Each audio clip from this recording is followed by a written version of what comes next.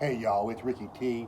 I'm coming to you from my balcony here at the Taylor Plantation in beautiful Beech Grove, Indiana. It's a late September afternoon. We got great temperatures, um, mid-lower 70s. Been getting down at the 50s at night, windows open, just great for sleeping. The only bad news is we haven't had rain in about a month. We really could use some rain. I think they're going to put some sort of what do you call it, where you can't light a fire, you can't have a bonfire because it's been so dry. But we'll see. Other than that, great weather. Just been enjoying everything God has given me. And so today I'm back. It's been a little while. Got a video for you. Now normally when I do a video, either doing some sort of political current event type video, or you're going to find me inside the house, downstairs, in the, not in the kitchen, but in the dining room, where I'm doing a food review. And I must say, a lot of you have let me know you're really enjoying the food reviews, so I will be doing more of those. Although, I got some blood work back, and it's not getting better, so I'm probably going to have to make a commitment to lose some lbs in the gut.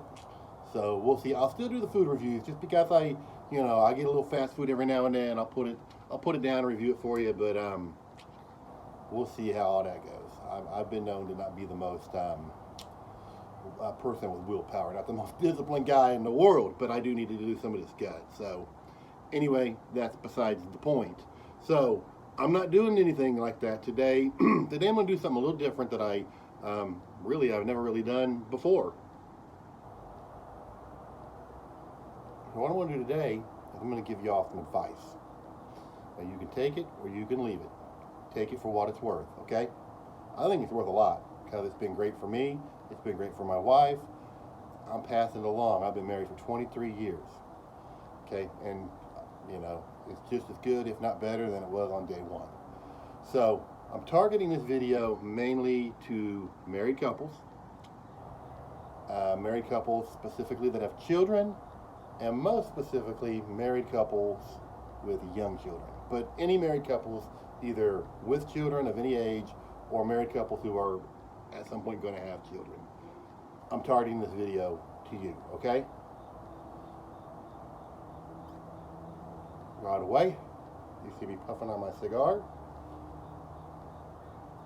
C. Fuente, I believe it's the Winter Blend, maybe an El Febrero, but I know it's a winter blend. It's a Toro size. This is 5 by 50 something. It might 5 by 50, 5 by 52. Partagas, one of the legacy brands. I love them.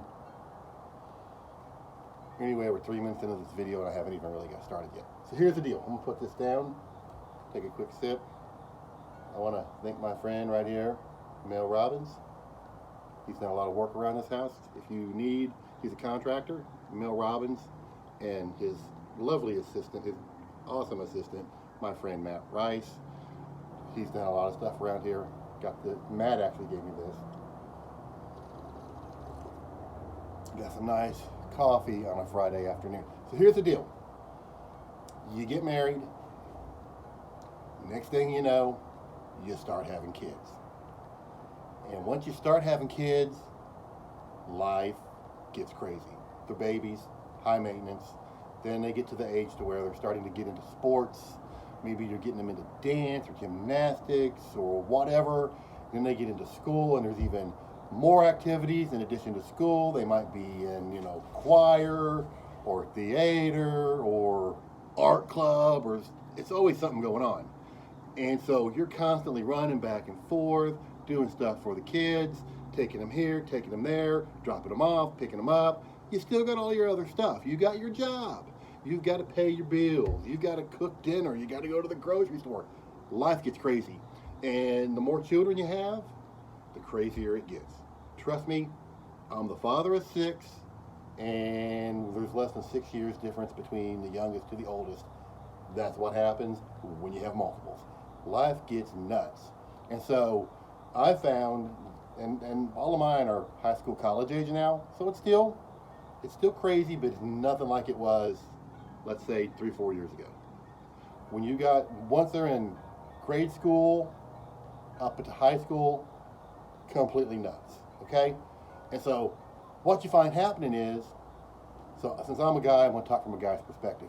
I'm so busy, crazy busy, I can't see what my wife is doing, and I'm getting mad at her because I'm like, I could use a little help here. I'm nonstop busy, but I'm so busy, I'm not seeing that she's so busy. She's mad at me thinking, Rick, could you give me a little hand here? And so we're both so busy, we don't see that the other one is so busy, and it gets crazy. And it gets so crazy that, and you're really in these years, you're really not your own person. You're your children's person, because really your whole life is dedicated to raising your children, right? You want to get them through school, you want to give them these experiences, you want to get them, all the lessons they learn from sports and other things. And it gets so crazy that it's very easy to let your spouse be the one that you kind of put to the side. You kind of forget about. You're not doing for your spouse what you should be because you're so busy with everything else.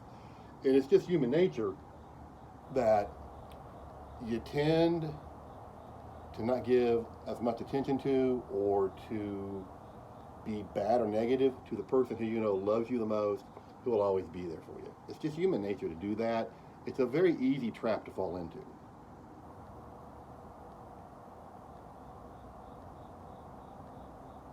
So you need to be cognizant of it, because if you let it get too acute, it's going to lead to problems. It's going to lead to marriage problems. And we don't want that, right? Especially if one of the two of you travels for work or whatever, then it really gets crazy. And I've seen couples where the husband is traveling a lot. The mom really gets bitter at the husband. Look, he's traveling to make a living for you and the kids, okay? Don't forget that. But on the flip side, while he's gone, you're like a single parent. So you got to see both sides of the situation, and both the husband and the wife have to be cognizant of that and try to make sure that issues don't resolve or don't happen as a result of that, and resolve any issues, okay? So here's what happened to me and Ellen. First, I'll tell you, we're different in a lot of ways. A lot of the foods I like, she doesn't like. A lot of the foods she likes, I don't like. A lot of the things she likes to do for fun are not the things that I like to do for fun. So we've got our differences. But there is one thing that really bonds us. I love coffee. I've been drinking coffee since I was preteen. My grandma had a pot of coffee on all the time at the old TV shop. I was always over there in the summertime or when school was out, hanging out with my grandparents at their shop. And I got hooked on coffee at preteen ages. And I love coffee. I'm drinking it now. This is at least my 5th or 6th cup of coffee today, and it's not even winter yet. It's like it's in the 70s, and I'm still drinking a lot of coffee. Ellen also loves coffee. And so coffee has been something that has been a mutual thing that we both enjoy. So here's what happened. And I don't even know that it happened like cognizantly, like we decided here's what we're going to do. It just kind of happened. And I think one of the reasons why it just kind of happened is because I know for a fact I pray every day, and you have all these things you pray about. I always pray for my marriage, that we will have a good marriage, that I'll be a good husband, etc. My dog's getting ready to bark. Heads up. So God just made this happen. It just kind of happened, right? So here's what happened. I'm going to tell you about how the beginning of our day happens. So the kids go to school. So I get up around 5:30 in the morning. I go downstairs, I put a pot of coffee on. Then I come upstairs and I take my shower and do all my shower stuff. Okay? You shower, all that stuff, put your deodorant on, shave, whatever. I'm pretty quick at that kind of stuff, 10, 15 minutes. Then I put some kind of clothes on. The dog's walking right by. I hope he doesn't knock my thing over. All right. So by this time, I just put something on. I'm not getting dressed for the day. I'm just putting like my pajamas or lounge clothes or whatever. I go downstairs, and Ellen comes down right behind me. All this time while I've been taking my shower, the reason I put the coffee on first is so it can be brewing, so when I'm done with my shower and go downstairs, the coffee's ready.